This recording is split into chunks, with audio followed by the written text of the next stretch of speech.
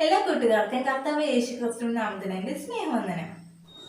ക്രിസ്തീയ വിശ്വാസികൾ ദശാംശം കൊടുക്കുന്നതിനെ പറ്റി ബൈബിൾ എന്താണ് പഠിപ്പിക്കുന്നത്? ദശാംശം കൊടുക്കേണ്ട ആവശ്യങ്ങൾ ഉണ്ടോ? ഇന്നത്തെ വീഡിയോയിൽ നമുക്കതിനെക്കുറിച്ച് നോക്കാം. അനേക ക്രിസ്തീയ വിശ്വാസികൾക്ക് ബുദ്ധിമുട്ടുണ്ടാക്കുന്ന ഒരു വിഷയമാണ് ദശാംശം കൊടുക്കുക എന്നത്. പല സഭകളിലും ദശാംശം കൊടുക്കുന്നതിന് അമിത പ്രാധാന്യം നൽകുന്നു. അതേസമയം അനേക ക്രിസ്ത്യാനികൾ ദൈവത്തിന് സ്തോത്രകാഴ്ച കൊടുക്കുന്ന വിഷയത്തിൽ വിമുഖത കാണിക്കുകയും ചെയ്യുന്നു.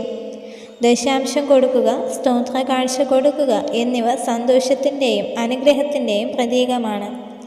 എന്നാൽ ഇന്നത്തെ സഭകളിൽ അപ്രകാരം ചുരുക്കമായേ കാണുന്നുള്ളൂ.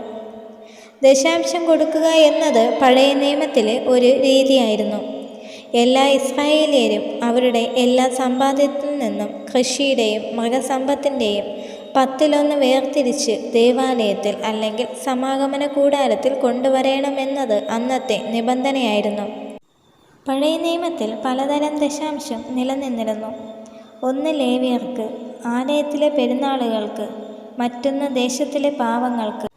അന്നത്തെ ദൈവിക ശുശ്രൂഷകൾ ചെയ്തിരുന്ന പുരോഹിതന്മാരുടെയും ലേവ്യരുടെയും ആവശ്യത്തിനായി ഏർപ്പെടുത്തിയ ഒരു തരം നികുതി പിരിവായിരുന്നു ഇതെന്ന് ചിന്തിക്കുന്നവരുണ്ട്.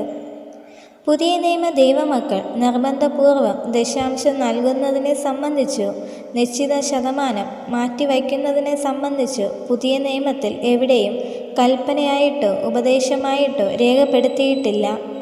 എല്ലാ വിശ്വാസികളും കൃത്യമായി എത്ര ശതമാനം മാറ്റിവയ്ക്കണമെന്ന് പറയാതെ അവരവർക്ക് കഴിവുള്ളത് ചേർത്ത് വയ്ക്കണമെന്നത് പുതിയ നിയമത്തിൽ പറഞ്ഞിരിക്കുന്നു.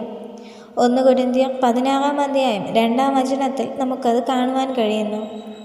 പഴയ നിയമത്തിലെ ദശാംശം കൊടുക്കൽ ഒരു മാതൃകയായി സ്വീകരിച്ച് പുതിയ നിയമ വിശ്വാസികളും കുറഞ്ഞത് അത്രയുമെങ്കിലും കൊടുക്കണമെന്ന് പല സഭകളും പഠിപ്പിക്കുന്നു.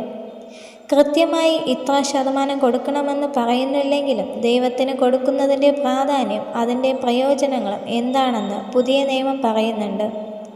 അവരവരുടെ പ്രാപ്തിക്കനുസരിച്ച് കൊടുക്കണമെന്നാണ് ഇപ്പോഴത്തെ നിബന്ധന. അത് ദശാംശത്തേക്കാൾ കൂടിയെന്നോ കുറഞ്ഞെന്നോ വരാവുന്നതാണ്. ഓരോ വിശ്വാസിയുടെ ധനശേഷിയും സഭയുടെ ആവശ്യവും അനുസരിച്ച് തീരുമാനിക്കേണ്ട കാര്യമാണത്. ഓരോരുത്തരും എത്രയാണ് കൊടുക്കേണ്ടതെന്ന് ദൈവസന്നിധിയിൽ ആരാഞ്ഞ് ദൈവിക ജ്ഞാനത്തിൽ തീരുമാനിക്കേണ്ടതാണ്. ഇതിലുപരിയായി ഓരോ ദശാംശങ്ങളും സ്വമേദാനങ്ങളും നൽകുന്നത് നല്ല ഉദ്ദേശത്തോടും നല്ല മനസ്സോടു കൂടെയും അത് ദൈവസന്നിധിയിൽ ഒരു ആരാധനയായും ക്രിസ്തുവിൻ്റെ ശരീരമാം സഭയ്ക്കുള്ള സേവനമായി മാറണം. അവനവൻ ഹൃദയത്തിൽ നിശ്ചയിച്ചിരിക്കുന്നത് പോലെ കൊടുക്കട്ടെ, സങ്കടത്തോടെ അരുത്, നിർബന്ധത്താലും അരുത്. സന്തോഷത്തോടെ കൊടുക്കുന്നവനെ ദൈവം സ്നേഹിക്കുന്നു എന്ന് 2 കൊരിന്ത്യർ 9 അധ്യായം 7 വചനത്തിൽ കാണുന്നു.